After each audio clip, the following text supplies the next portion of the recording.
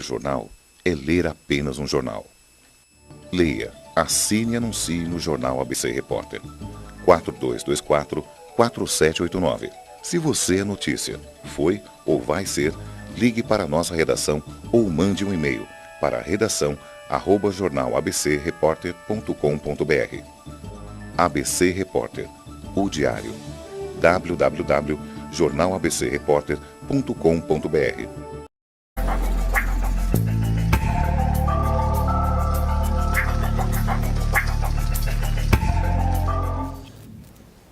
Olá pessoal, bem-vindos ao Enigmas. Você está entrando em um programa onde o normal é ser diferente. O normal aqui é ser paranormal. Tudo bem com você? Olá, Cris. Tudo bem, Kátia Gaia? Tudo ótimo. Hoje estou muito feliz, estamos com uma sumidade aqui no programa.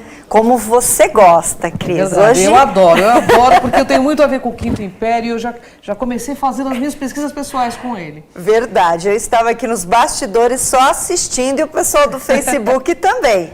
Bem, sem mais delongas, vamos falar um pouquinho do nosso convidado. Ele não é somente um cientista político, ele é membro da família imperial brasileira, descendente de Dom Pedro, ativista político e líder do movimento Acorda Brasil! Acorda Brasil! Bem-vindo, Luiz! Muito obrigado. Uma honra enorme estar contigo aqui no Enigmas. Honra toda minha, muito obrigado. Muito obrigada a você, uma honra estar com você, né? Com toda essa descendência maravilhosa aqui, né? Eu já carrego isso comigo, já não sei mais como eu me comporto, então estou natural aqui com mas você. Isso é bacana, isso né? Isso é mesmo. bacana. Eu acho que a simplicidade diz tudo, né, Luiz? Tem que ser assim. Bem, mas eu não quero perder tempo, Luiz. Por que o Brasil é um país tão atrasado ainda? A gente é atrasado porque a gente tem uma organização de Estado ruim, a gente tem uma organização de Estado que coloca o Estado acima de tudo. O povo não é soberano. Então a gente tem que inverter essa ordem, tem que colocar o povo soberano e ele limitando os serviços e limitando as interferências que os políticos e os burocratas fazem com muita frequência e sem nenhum limite. Então essa reversão é que precisa acontecer. Esse é que é o grande problema. Isso é tema do seu livro, você fala verdade. muito sobre esta questão, sim. não é isso? Exatamente. Aqui nós vamos falar bastante sobre isto. Mas por que nós não conseguimos avançar e chegar a um patamar de um país desenvolvido? Porque nós queremos tanto isso, não é? Então, o que faz o país desenvolvido não é o Estado. O que faz o país desenvolvido é a sociedade. A sociedade precisa ser líder, a sociedade precisa ser desenvolvida. Então, quando ela é cerceada da sua capacidade de liderar e de fazer por conta própria e de inovar e de atender aos seus próprios deficiências e atender aos seus próprios desafios, ela não se torna líder. Então, precisamos ter uma sociedade líder, assim conseguimos ter um país desenvolvido. E todas as sociedades que atingiram o ápice de sua civilização e são líderes de fato, todos eles têm uma intrínseca confiança neles mesmos. Eles olham para si próprios e falam assim, nós somos o ó que existe no mundo. Nós somos uma civilização magnífica. O francês acreditava isso, o alemão acreditava isso, o inglês acredita isso, o norte-americano acredita isso. Então, precisamos que o brasileiro acredite que o brasileiro é fantástico. Maravilhoso. E a gente tem que começar a liderar. Agora, para a gente começar a liderar, precisamos desarmar essa burocracia, esse Estado que foi criado em cima, para cercear essa nossa liderança natural. Verdade. É verdade, o problema do Brasil não é do Brasil, é individual, começa pelo indivíduo, né, Luiz? É isso mesmo. Acorda Brasil, hein, pessoal? Vamos acordar, hein, pessoal? É isso aí. A mudança da Constituição brasileira, Luiz, você vê uma necessidade de uma nova Constituição? Como é que você vê isso? Sim, porque a Constituição atual, ela permite que o burocrata e o político interfiram em tudo sem limite nenhum. E a sociedade não pode bloquear isso de uma maneira direta. A única maneira que a gente tem é o voto. E o voto não é a única coisa. Existem outros mecanismos aí em países envolvidos. A gente não tem isso na nossa Constituição. E mesmo com esses mecanismos, o burocrata e o político ainda têm muito poder. Então a gente tem que limitar esses poderes do burocrata e do político e tem que dar mais voz direta, de intervenção direta, além do voto, para o cidadão. Essa é uma das grandes mudanças aí que afeta tudo. Então aí tem sistema eleitoral, tem que sair do atual proporcional, entrar para o voto distrital, temos que ter aí transparência tributária para dar informação para a população poder tomar decisões e fazer interferências mais inteligentes também. Então tem toda uma série de detalhes aí que discorre dessa mudança, né? Que maravilha, Fantástico né, esse Kátia? pensamento. Nossa, libertador, né? Exatamente. Libertador. Exatamente. E quais as reformas estruturais que precisam ocorrer no Brasil, fora a Constituição? Olha, a Constituição ela baliza todas as outras reformas, mas vamos falar aqui, por exemplo, de economia. Sim. Na economia precisamos de uma ampla reforma tributária para deixar a economia mais livre. E o que acontece? A nossa tributação ela surge em decorrência das necessidades do Estado. Elas não surgem daquilo que vem das atividades da população, fala assim, poxa, eu preciso desse serviço público, por demanda popular. Não é imposto do Estado. O Estado que resolve, vou fazer aquele serviço público, então eu preciso de tributação, preciso regular tais empresas, tais indústrias. Então ele começa a tributar, regulamentar. Então o que acontece quando você tem essa perspectiva de cima para baixo? Toda a questão tributária, ela limita todo o leque de opções que a gente pode fazer. E você acaba não gerando, deixando as empresas trabalharem com o seu próprio fluxo de caixa. Então, a reforma tributária, no meu ponto de vista, ela é fundamental nesse momento, sobretudo que a gente está dependente cada vez mais de empreendedores criando emprego e criando oportunidades de trabalho. E precisamos que a gente tenha uma reforma política que aproxime o eleitor do eleitorado, o eleito do eleitorado. Então, isso envolve uma reforma de sistema eleitoral e, claro, aí para estabilizar o país do ponto de vista federal, precisamos aí de um poder mais fragmentado, né? Toda vez que você tem poder concentrado, um executivo muito forte, você tem uma pseudo-ditadura ou até mesmo ditadura mesmo de fato sendo imposta. Então a gente precisa sair desse risco. Precisamos fragmentar o poder executivo, ter mais freios e contrapesos aí no legislativo e também no judiciário, com o envolvimento direto da população. Eu tenho uma pergunta pessoal. Sim. Luiz, nós estamos num momento que nós estamos vendo uma corrupção gigante no nosso país.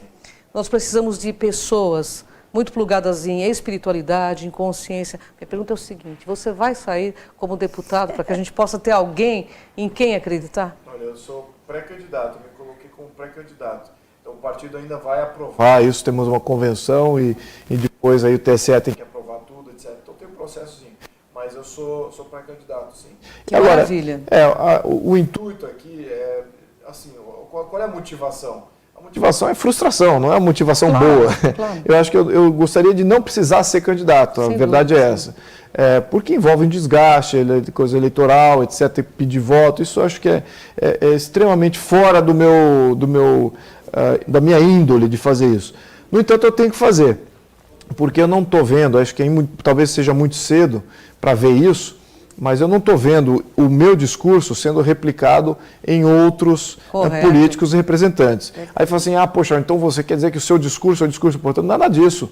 O meu discurso é universal. O que eu coloco aqui no pauta no meu livro, as minhas opiniões políticas, elas decorrem de uma relatoria do que é universalmente já aceito pelas grandes civilizações do mundo. Não estou inventando nada de novo. Então, eu estou só aplicando, olha, aquilo que existe, funciona, e olha como nós não temos isso e como isso seria um benefício ao atual modelo. Então, eu não vejo ninguém fazendo essa sinapse, então eu estou me propondo aqui como um pré-candidato. Eu acho maravilhoso, particularmente, porque nós precisamos de gente com coragem de mudança. Obrigado. E você representa o novo, você não representa a repetição. Eu sei porque eu assisti muitos vídeos seus antes de fazer essa entrevista. Então, eu fiquei muito feliz e, com certeza, você vai ter meu apoio. Muito obrigado. Gratidão a você. Obrigado. Boa sorte. Nós desejamos mesmo, porque... Precisamos de gente que tá plugada em consciência, né, Kátia? Não vai ser um prazer. Eu vou precisar, porque, olha, eu até falei hoje de manhã, ontem à noite eu estava numa palestra e veio uma pessoa que também é apoiadora, com todas as boas intenções, e falou assim, mas olha, você precisa falar de uma maneira menos professoral. Você não pode aparentar assim tão, do jeito que você é, assim tão, hoje, assim, bem vestido e e falar de um jeito mais, falar mais popular e ter também, abraçar algumas causas populares. Eu falei assim, olha, eu garanto para você que eu não vou fazer nada disso. Nada disso. Porque não é isso que é necessário. Eu vou fazer o que é necessário. Claro. Então, até mesmo meu decoro, isso é função do que eu sou. Mas assim, não vou ter que mudar isso aqui. Agora, como é que eu vou comunicar o que eu tenho para comunicar se não é do meu jeito? Sem dúvida. É muito difícil. Então, talvez intérpretes disso podem fazer um bom uso disso e ainda galgar espaço político. Então, eu espero que isso aconteça também. Então, que seja assim. Olha, Luiz, eu sou psicanalista, tá? Mas assim, eu acho que sua postura é ótima, porque você coloca seriedade. E as pessoas percebem que você está dizendo a verdade. Então a gente não pense que o povo é tolo, o povo está percebendo as coisas. Que bom, bom Isso é saber importante. disso, bom saber. Estão acordando. Estão Se acordando. esse é um Acordando. movimento, Acorda, Brasil, acorda.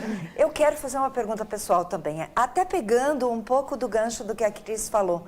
Em função de toda esta questão de corrupção, o Brasil, como ele pode avançar nos próximos anos? Nós temos eleição este ano. E aí? A partir disso, como que a gente pode ver o Brasil daqui a algum tempo? Então, acho que você falou o ponto fundamental. A eleição, ela infelizmente, é uma eleição chave, porque o problema da corrupção está vindo e advém do processo eleitoral e daqueles que estão ocupando o poder público. Sim. Eleito também, né? O processo eleitoral é caro, eles se elegem, eles se corrompem para fazer medidas provisórias, para aprovar a lei. Então o sistema não está bem montado e altamente condutivo à corrupção. E eles não querem fazer nada para mudar isso aí, estão se protegendo da gente, né? Fechando o sistema, fundo partidário imenso. Os grandes partidos que vão se beneficiar do fundo partidário são aqueles que foram lá e aumentaram o fundo partidário e vão ter mais horário de televisão. Então, o povo aí de consciência tem um grande desafio, que é ampliar essa consciência para não votarem nesses grandes partidos e representantes dos grandes partidos. É simples assim. Porque senão continua tudo mesmo, né? Senão continua mesmo, eles vão usar o sistema para se proteger. E essa janela que a gente tem é essa eleição agora de 2018. Acho que após essa eleição, se a gente conseguir botar ali um cavalo de Troia dentro de Brasília, para começar a frear algumas coisas e talvez até alterar isso, nós vamos ter uma chance de, no próximo ciclo eleitoral, 2020, ter um modelo já melhor. Sem dúvida. Tá? Essa que é a nossa expectativa aqui. Então, é fundamental esse momento agora eleitoral. A minha expectativa é que a gente vai vencer. Tá? O quanto que a gente vai vencer vai depender do ativismo, da consciência que a gente amplia daqui até a eleição. Olha que maravilha, hein? Tá bom. E o que é laudêmio? Fala pra gente. O laudêmio, basicamente, ele é um acordo entre um proprietário de terra e aquele que ocupa aquela terra. E o laudêmio, tem vários modelos de laudêmio, né? Então, você tem uma situação em que, por exemplo, que é o caso da família lá de Petrópolis. Naquela questão de Petrópolis, você tem um ocupante da terra, ele não pagou nada por aquela terra, foi dado a ele a posse, mas não a titularidade, né? Ou seja, ele pode usar, tem o benefício do uso, pode beneficiar, criar uma casa e tal, viver ali eternamente, passar para os filhos, etc.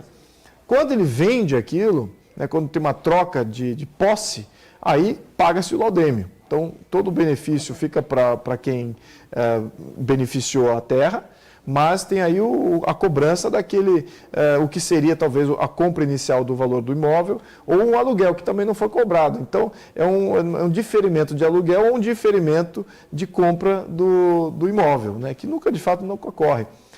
Então, o laudêmio ele é extremamente importante, na minha opinião, da gente resgatar esse mecanismo. Por quê? Porque você tem áreas invadidas de cidades, você tem favelas, você tem até áreas rurais que são invadidas, etc. E se você não tem um mecanismo de laudêmio, você não pode dar a posse a essas pessoas de uma maneira legal, uma maneira formal. Então eles ficam privados de beneficiar aquilo, já que não é dele, ele não vai beneficiar. Claro. A comunidade que se forma ali, naturalmente, ela não vai conseguir surgir. Uma vez que você tem propriedade, começa a defender aquilo, começa a primar vamos fazer uma praça, vamos fazer uma rua, vamos beneficiar aquele imóvel. Então, você não tendo esse mecanismo, sendo proibido de estender isso para os prefeitos, você tirou uma grande arma contra o que está acontecendo, sobretudo no Rio de Janeiro, que tem imensas áreas invadidas ali. Aí qual é a solução lá para o Rio de Janeiro? Vamos invadir com militares e com policiais militares, vamos fazer ali uns... Não vai, isso não... Tem que dar propriedade para aqueles que têm lá, e eles vão naturalmente adquirir aquela honradez de ser um proprietário do seu próprio imóvel, e aquilo, ao futuro, se for vender, ele vende. Aí a prefeitura até ganha com isso. Claro. Né? E aquele que vai comprar também pode ganhar, porque outros empreendedores podem entrar e fazer, agora eu vou comprar esse bairro inteiro desses laudemistas, vou comprar o bairro inteiro, vou fazer um shopping center, vou fazer aquele um grande imóvel. Então você começa a estimular toda a economia local em função disso. Agora é uma infelicidade que construíram e retiraram isso da Constituição em 1988. Né? É proibido fazer esse tipo de arranjo. Né? Exatamente porque a cabeça dos constituintes em 88 era totalmente socialista, contra a propriedade privada. Até atualmente, eles não. Se você pega um prefeito socialista, ele não quer entregar a posse de titularidade, ele não vai fazer isso, ele quer manter aquele povo ali amargurado, dependente dessas benesses, isso mesmo, e não quer entregar posse para ele que possa desenvolver sua comunidade por conta própria. Então, enfim, temos uma grande revolução aí a fazer nessa questão de propriedade privada no Brasil e obrigado pela pergunta. Essa questão do Laudemir era fundamental. Nossa, obrigada a você pelo esclarecimento, né? Pessoal, acorda aí, Brasil. Vem com a gente aí, ó. Minutinho aí para o nosso intervalo e a gente volta já já com o príncipe aqui do Brasil. Hoje nós viemos conhecer uma empresa alemã fundada em 1851 que, com toda a sua história, tem proporcionado em um dos seus braços soluções em aquecimento através de infravermelho. Esse sistema de aquecimento por infravermelhos tem vantagens significativas em relação aos sistemas por convecção. Não requer contato com material, nem meio intermediário de transferência de calor. O tempo de resposta reduzido ao acionamento e desligamento. Aquece precisamente o local e pelo tempo necessário. São especificados de acordo com as características do material a ser aquecido. E isso proporciona uma economia de energia e aumenta a velocidade de produção. Eu quero convidar você a conhecer a Ereus Nobel Light, que fica aqui na rua Blindex, número 134, em Piraporinha, na cidade de Diadema. O telefone 11 3579 9325. Você pode entrar em contato também através do e-mail fred.baruch@ereus.com. Vem conhecer a Ereus, vai trazer muita economia para você.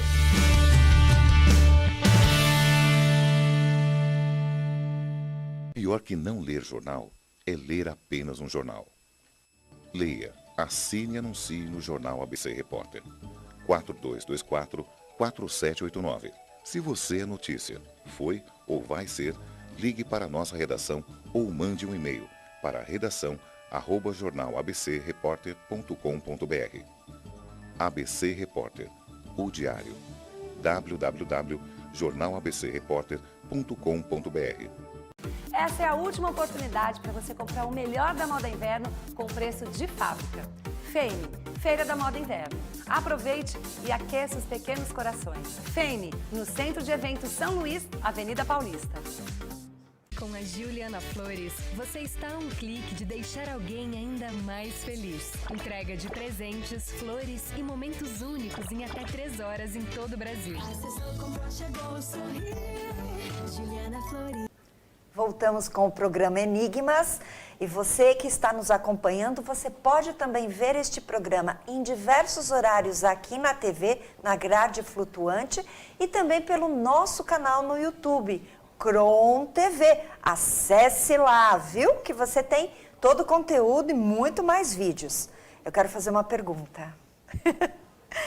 Costuma-se dizer que o problema do Brasil é o povo brasileiro. Isso é verdade? Não é nada verdade. Isso é uma grande mentira. O povo brasileiro, em uma análise fria, sem falar aqui de ufanismo de todo, de uma análise fria, você vê povos que estavam em situação muito pior que o Brasil está hoje, ou até mesmo num passado recente ou até mais antigo, em situações muito piores, em pré-barbárie, com desemprego e sem virtude nenhuma, e você com um conjunto de leis, com pessoas de consciência aplicando o conjunto de leis fundamentais, como aquilo mudou completamente a realidade daqueles povos. Então, você consegue, com uma boa Constituição, você consegue inverter completamente a realidade de um povo. E o que acontece com a nossa Constituição? Ela não reflete a nossa realidade, ela está além da nossa... Ela é tão artificial, ela se desconectou da ordem natural da sociedade. Então, essa ordem natural, ela é que prima. Quanto mais próxima uma Constituição é da ordem natural e de como é que uma sociedade é naturalmente regida por si própria, mais sucesso a Constituição vai ter, mais vínculo a sociedade vai ter com a Constituição e uma nação de verdade surge disso. Porque uma coisa é simbiótica da outra. Uma comunidade reflete a sua nação e a nação ela é definida por Constituição. Então as coisas são simbióticas. Se você começa a colocar uma Constituição totalmente anômala do que é a realidade da sociedade, você cria despotismo de Estado, você cria tirania, isso desvincula da comunidade de fato que está embaixo. Mas enfim, então, comparativamente falando, o Brasil tem tudo isso, tem uma população que não destoa de todo, nenhuma das populações das Américas, dos Estados Unidos, por exemplo, como foi o Canadá, como foi os Estados Unidos, não destoa em absolutamente nada. Onde que destoa? Foi na opção constitucional que o Brasil fez a partir de 1934, né, começou a fazer uma Constituição altamente interventora, reverte e mata essa questão de ordem natural e coloca, assim, o Estado como soberano. E, em função disso, você criou o momento de agora. Agora, essas narrativas que tiram poder da sociedade, fala que a sociedade é culpada, que o culpado é o português, que a imigração, da colonização é a culpada da nossa corrupção hoje. Isso é um absurdo. Isso é típico narrativa marxista, que tenta vincular duas coisas não vinculadas. E tenta ainda empoderar o burocrata, porque se a sociedade não tem virtude, quem é que tem virtude? O Estado é que tem virtude. Esse que tem que vir para corrigir as deficiências da sociedade. Então, e tem que vir um populista ali para ele comandar o Estado, que vai corrigir essas deficiências da sociedade. Então, essa narrativa, você tem que entender, tudo aquilo que tira a força da sociedade é para criar tirania de Estado. Sem dúvida nenhuma. Concordo em gênero, número e grau. Perfeitamente. Olha, Kátia, é verdade. Quando as coisas começaram a dar errada no Brasil, no seu ponto de vista, então? Olha, tem alguns momentos. Acho que podemos até botar aqui, para não dizer que eu sou imparcial, para afirmar que eu sou imparcial, o Brasil Império ele foi constituído como um Estado unitário, um Estado centralizado em uma Câmara somente, legislando para todo o Brasil. No início do Brasil Império, até meados do século XIX, isso foi ótimo, porque deu muita proteção e unidade ao país. Combatemos guerras, teve invasões, a gente combateu isso e foi ótimo para solidificar um país. No entanto, mais tarde, no século XIX, aquele centralismo não foi muito bom. E a gente não conseguiu desvencilhar desse centralismo desde então. Apesar do próprio Império falar, não, vamos ter que descentralizar, e a Primeira República veio com uma Constituição descentralizadora, também, mas não conseguiu descentralizar efetivamente, demorou, passou-se 20 anos, nem tinha como as cidades e as províncias se autofinanciarem. Então, eu diria que esse talvez seria o ponto negativo daquele período. Agora, onde de fato a gente vira a chave da coisa para o lado negro da força, em 1934, com a primeira Constituição de Estado Social do Brasil. Aí a gente inverte completamente, porque a primeira Constituição do Brasil ela ainda era liberal, vamos supor, que colocava o povo como soberano. Mas em 34 o povo deixa de ser soberano, de todo. Aí o Estado passa a ser o soberano e aí começa. Então, desde 34 até agora, a gente é uma versão rebuscada daquela primeira Constituição de 34. Se for comparar de 88 com a de 34, tem muita similaridade.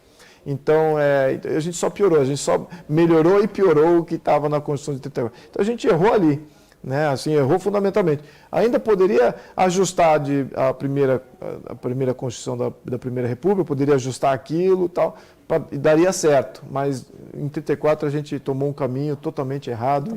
E dali em diante, aí veio Vargas, né? Junto com essa Constituição, tinha Vargas junto. Então, aí realmente foi um grande erro. E a gente ainda tem que se desvencilhar disso, né? A gente está com essas narrativas de que Estado que faz, de vamos industrializar, e o Estado que vai industrializar, vamos fazer essa política nacional de segurança, porque a política nacional de segurança é que vai resolver todos os problemas de segurança de todas as cidades do Brasil. Não vai ser por aí. É através das comunidades agindo por conta própria, terem poderes locais para fazer isso por conta própria. Eu quero saber qual a mensagem principal que você colocou na sua obra para o nosso internauta, para o nosso telespectador, para que eles adquiram as suas obras, a sua obra, né? Enfim, porque o Brasil é um país atrasado. Qual a sua mensagem? Olha, a mensagem é que o problema está definido. Com o problema definido, nós já sabemos que ele é resolvível. Então, é muito fácil resolver os problemas do ponto de vista intelectual. Ele já está pontuado aqui. Agora, cabe à sociedade agir com consciência. Com a consciência desses problemas, a gente vai conseguir avançar e eliminar os ruídos do que indica que sejam os problemas da sociedade, os problemas do Brasil, os problemas econômicos. Os problemas não são esse ruído todo, é o que eu estou definindo aqui. Não estou trazendo aqui o peixinho, puxando aqui para o meu para o meu, diria que para minha didática, mas eu estou assim, dizendo que a gente precisa definir o que é o problema, né? E o livro faz isso. E uma vez que você faz isso, já é mais do caminho andado para você resolvê-los. Claro. Então agora é a questão de fazer a resolução. Pois é, Kátia Gaia. Um novo tempo, como diz Ivanis, apesar dos pesares. Estamos E acordando, quebrando, né? as algemas, pessoal. Muito Acorda, bom, Brasil, né, Kátia muito Gaia? bom. Acorda. Luiz Felipe, gratidão. Muito obrigado. Conte com o nosso respeito e admiração. Obrigado. Esperamos que você faça muito, que o brasileiro acorde e já passou da hora, eu acredito, né? verdade, é E verdade. que as eleições sejam muito prósperas para você. Pra todos nós. Auspiciosas. Sim, para todos nós. Muito obrigado. Príncipe, gratidão. Eu tenho certeza que você vai chegar onde você... Porque eu acho que para ser um príncipe precisa ter uma alma nobre. E isso você deixou claro na sua energia, Verdade. no seu contato, né? Nas suas palavras. A gente percebe isso claramente. E alma nobre vem, gente, para mudar o mundo. Porque o mundo aqui não é dos espertos, é dos despertos. Vem com a gente nessa jornada pessoal. Gratidão a você. Gratidão. Gratidão, Luiz. Obrigado. Gratidão. Muito obrigado.